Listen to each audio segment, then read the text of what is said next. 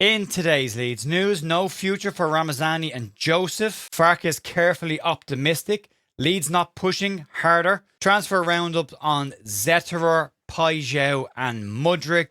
And a rumour mill link to Everton's Jake O'Brien.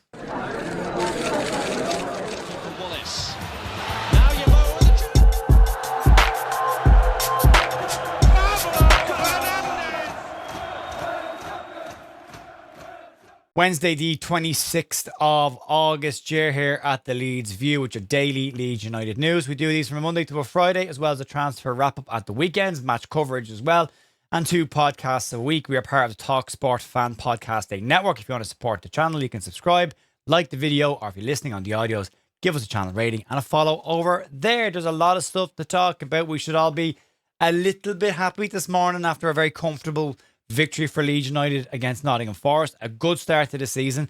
Farke has been speaking about it. He seems incredibly happy right now. And we've got lots to get stuck into. We'll be launching the brand new podcast tonight, The Wider View, where Adonis Storr and Andrea Russo will be joining me to give a more press-orientated view of Leeds United from around the world of football. Both men work in the media. Adonis is a journalist. Andrea works on TV in Italy. And he's actually been speaking about the Leeds View yesterday.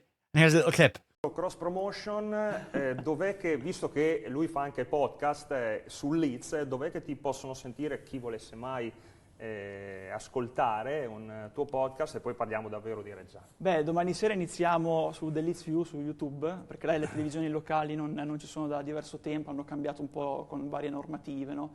Su The Leeds View su YouTube sta giocando in questo momento, tra l'altro il Leeds, quindi il podcast. So the lads will join me tonight to have a bigger view. We'll talk a bit about the game, but we'll talk also about the transfers situation that Leeds are in right now, because we're into the last 6 days of the summer's transfer window. And we'll start off today's news by talking about potential exits from the club. We'll talk about Ramazani and Joseph.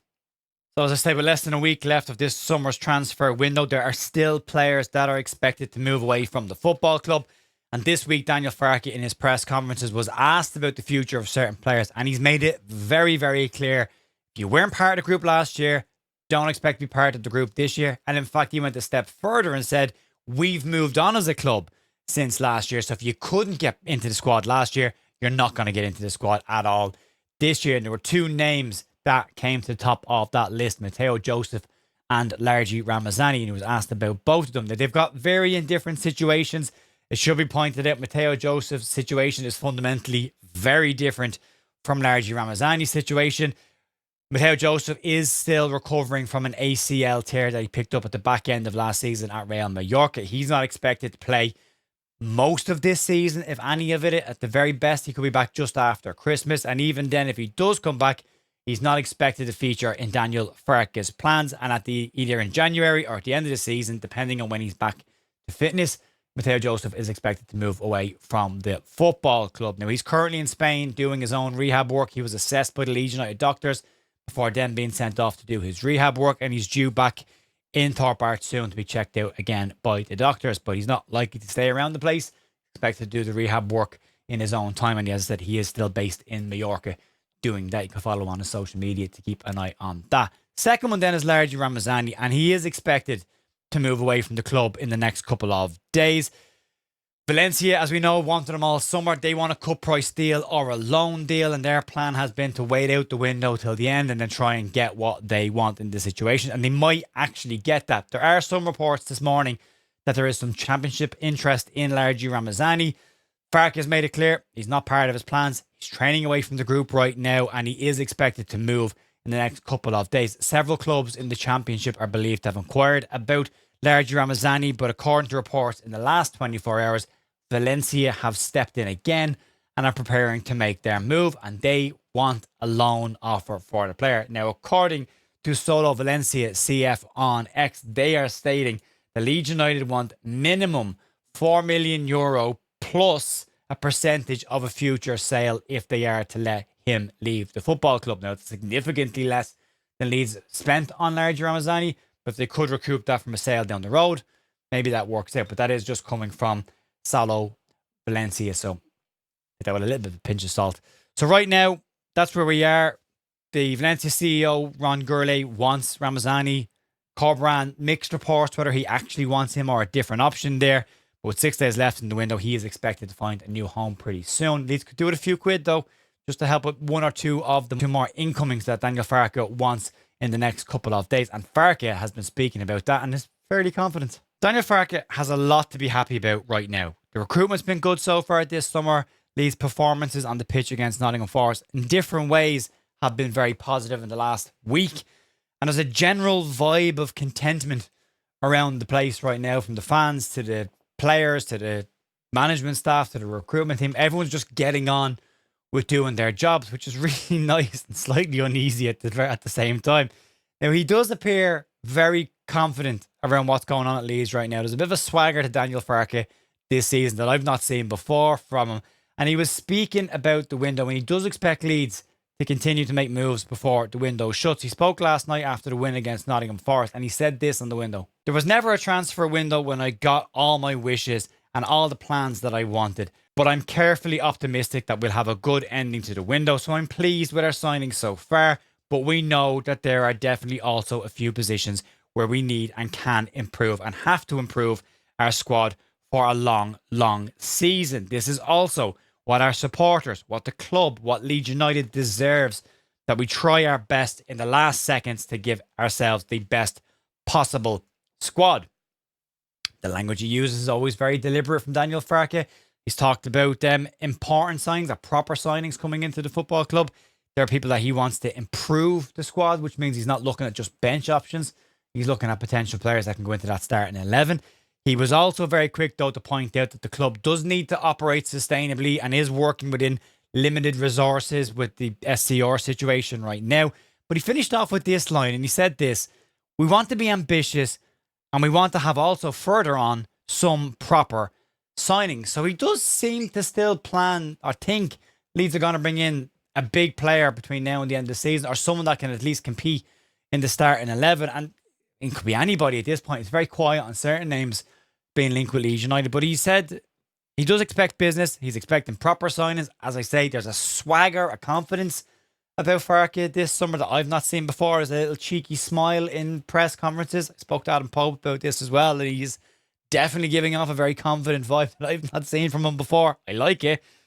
So obviously he knows more of what's going on behind the scenes than we do. And fingers crossed Leeds can just wrap up this window in a very strong position and just do something we haven't done. You know, just start it well, finish it well, and then crack on with what's right now looks like it's going to be a very positive season for the club. We'll see. Let's move on. One player that appears Leeds won't be pushing harder for is Conrad Harder, and the puns on this one write themselves. I'm sorry about that. But this morning there's been an update on Leeds' interest level, with conflicting reports on various outlets about Leeds moving for Conrad Harder. Now, Philipp Heinze from Sky Sports Germany this morning has an update on this, and he's basically amplified the story around Lazio making a loan offer with an option to buy, and reiterated Leeds are a party that is interested in Harder. But he was clear also to point out that Leeds haven't made an approach yet, and some outlets have gone further to say that Leeds won't be making an approach. Leipzig are reported to be considering Lazio's loan with a view to buying him at the end of the season option. Other clubs are said to be watching this scenario just to see how it plays out.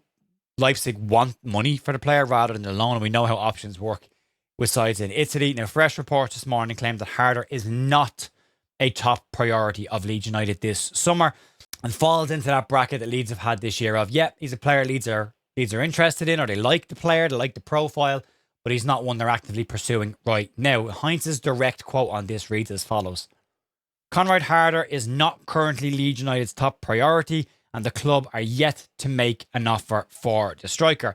Leeds' shortlists this summer have been widely publicised and scrutinised. We've got this attacking 3-player shortlist that Igor Pajel is on, but not top of. We assume Mudryk is on that list as well, along with somebody else who remains a mystery. They've got this striker shortlist as well, of which Conrad Harder is believed to be a player on, but not the player that the club are pushing for this summer. And there aren't that many names floating around from the striking position being linked with Leeds, which is probably a good sign. It probably means Leeds are busy getting something done in the background. But Team Talk have also had their say on this. And Graham Bailey says the Leeds United are unlikely to make a move for Conrad Harder. Leeds clearly want another striker, but it might not be Harder, and it might not be this summer if they do make a move for him. Leeds have let Joe Piroux go, and they moved for Jurgen Strand Larsen in January.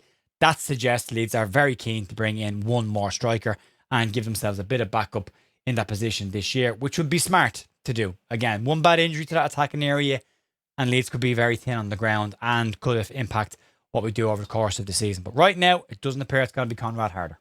Move on. Right, a bit of a transfer wrap up real quick to give you what's been said right now around players being linked with Leeds. Yeah, some of these probably won't happen, but we'll give you the detail anyway, and you can make up your own mind on it. The first one is Michael Zeturer. Now, this one looked like it was all but done this week. He travelled to Leeds for a medical, similar to Lucas Perry travelling to Torino for his medical.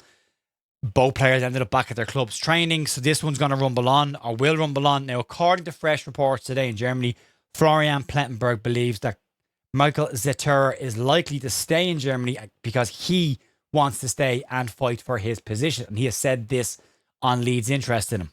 His current salary at Frankfurt is also higher than what Leeds could offer. And at this stage, Zeturer is not pushing for a move. He wants to stay and fight for that number one spot unless offers change significantly. Now, I don't think anyone can expect a player to leave a club, move country, and go to another club if you're going to offer him less money than he's currently on. So that will be a factor in this. Leeds seem to still be confident of getting a deal done for Michael Zeturer, although he's back at his club right now. Farke has also given the impression he'd be quite happy for Lucas Perry to stay as the backup option, although Perry himself probably less likely to want to stay as a backup option. And he does carry significant wages as well because he was bought as a first choice goalkeeper. So that might impact other transfers this summer. So interesting one to keep an eye on, unless Leeds were to move him on in January and then recoup the money there and from an SCR perspective balance it all out at the end of the season.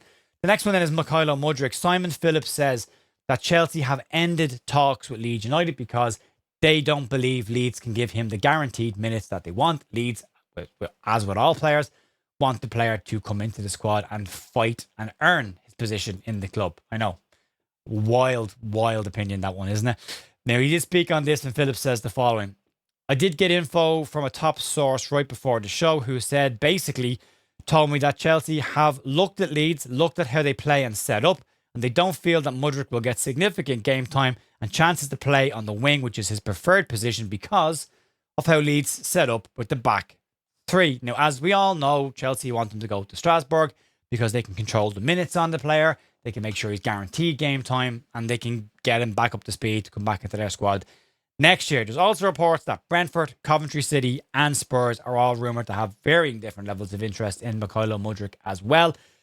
You wouldn't be surprised if he rocked up at Coventry. Frank Lampard getting a couple of favours off Chelsea yet again. So one to keep an eye on. Now, Igor Pajau is the last one. And yes, I know this is likely not going to happen. And I know people are wound up by it. But we are a news channel and we cover all the news. So again, I'll give you what's been said about this and you can make up your own mind on it.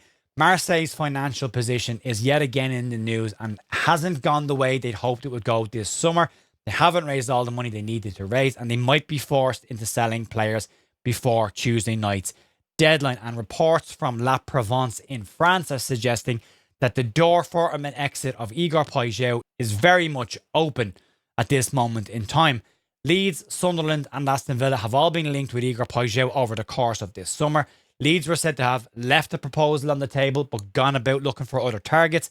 Aston Villa moved on and went after Garnacho. And Sunderland, as of this morning, are believed to have made their move for Igor Pajau, with Regis Labrie being a big fan of what the Brazilian brings. Keith Downey in Sky Sports says that there are ongoing talks between Sunderland and Marseille right now, and that might kick Leeds into action if they do want to get Igor Pajau. Pajau was left out of Marseille's training yesterday. Now, Le Provence have jumped on this and it's fueled speculation that he is leaving the football club and he's ready to go now.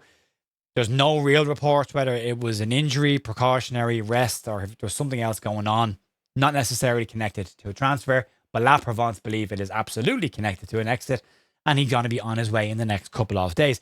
He is still believed to be a player that Leeds admire, is still believed to be a player on Leeds United shortlist. Whether Leeds can make a move or not for him, maybe he's the player Prague was hypothetically talking about keeping a few pennies back for to make a move towards the back end of the window. Maybe not, we'll find out. But if Sunderland have made their move for Pajau, it'll be interesting to see if Leeds' interest level in him is that serious that Leeds start to make a serious move for him now as well. We will see what happens.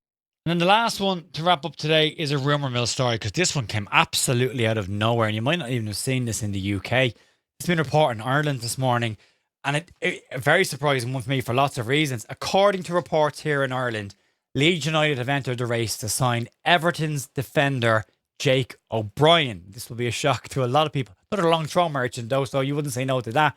But balls.ie in Ireland, which is a publication that I've done a bit of work for in the past, they're reporting that Leeds have entered the race to sign Irish international Jake O'Brien along with Crystal Palace. Now, the issues here are around, does he fit what Leeds are looking for?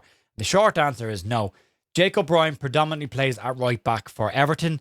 For Ireland, he plays as a centre half. He can play comfortably in both of those positions, but he's a right-sided centre back, which Leeds United have just brought in and have plenty of cover in that position. They've also got plenty of cover in the right back position. Daniel Farke is looking for a left-footed or left-sided defender, and Jake O'Brien doesn't tick that box. So for me, this one very much falls into the pinch of salt and speculation territory. It's a wild one for me. I didn't think this would ever pop up. Jake O'Brien to Leeds, another big lad, very physical, very good for Ireland, monster long throw as well, but does seem very unlikely. We'll see. Anyway, that'll be it for me today. Back tonight with the wider view, Andrea and Adonis, to have a chat about what's going on in the world of Leeds. We'll see if any transfer activity kicks in between now and then. And also you can check out last night's match view over here in the corner, the instant match reaction, if you want to do that. And yesterday's news is down there. And there's a big subscribe button in the middle. We're just under 1,500 away from 80,000 subscribers. If you want to subscribe, think about it. Think about it. Outside that, have a great rest of your day. Talk to you soon. See you. Bye.